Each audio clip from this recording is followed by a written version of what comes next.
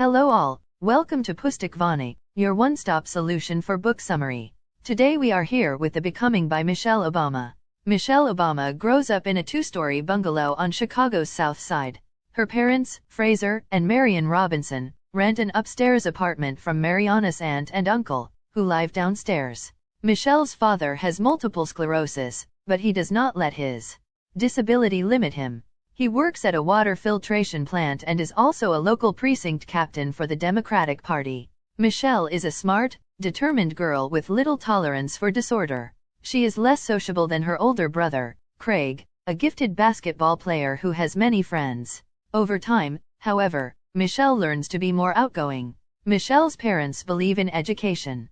Her mother does volunteer work on behalf of their neighborhood school, which struggles to maintain quality as the neighborhood declines.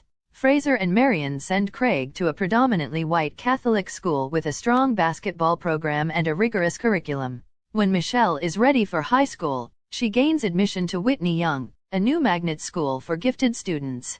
At Whitney Young, her friendship with a daughter of civil rights leader the Reverend Jesse Jackson gives Michelle a chance to observe what life is like for people active in politics.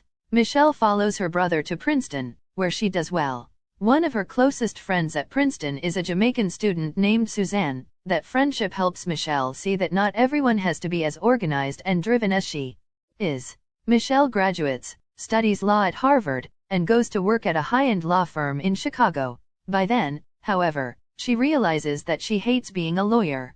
Her life takes a turn when she is asked to help mentor a male summer associate named Barack Obama. The son of a black Kenyan father and a white American mother, he is older than Michelle but started law school later, after some years doing other things, including community organizing in Chicago. Barack's brilliance is quickly apparent to everyone at the firm, and he and Michelle are immediately attracted to each other. As Michelle and Barack get acquainted, she sees that he has a higher tolerance for turmoil and uncertainty than she does. She also sees his dedication to making the world a better place. However, Michelle faces crushing loss. Her friend Suzanne dies of cancer, and her father dies from MS after decades of fighting to live a normal life. Realizing that life is short, Michelle looks for opportunities to transition out of her legal career. Some personal connections lead to a job at City Hall, working for Valerie Jarrett, who will become a lifelong friend and ally. Barack, meanwhile, works in the Chicago area for a national Get Out the Vote organization. By now, he and Michelle are engaged. They marry in 1992. Barack is working for a public interest law firm when the opportunity arises for him to run for a seat in the Illinois State Senate. By now, Michelle has run a nonprofit organization and is serving as a university dean. Michelle does not like politics and predicts that Barack will not like it either, but after he wins his race, he turns out to have the right kind of temperament and skills to be a politician. Then Barack loses his mother to cancer, and Michelle suffers a miscarriage. After failed attempts to conceive again, the Obamas turn to in vitro fertilization, IVF, and their first daughter, Malia, is born. Michelle becomes director of community outreach at a hospital. After a failed campaign for a seat in the U.S. House of Representatives, daughter Sasha is born. Their burgeoning family and careers but strains on Michelle and Barack, but couples therapy helps them make some useful adjustments. Barack runs for the U.S. Senate and unexpectedly builds a commanding lead even before his speech at the Democratic National Convention boosts his national profile. He wins the Senate race easily. When Barack moves to Washington, Michelle and the girls stay in Chicago. To her consternation, Barack and a team of advisors are already discussing a 2008 presidential run. She agrees to be part of the campaign but privately thinks that as a black man, Barack cannot win. During the campaign, there are absurd rumors, circulated by his opponents, about Barack having Muslim ties.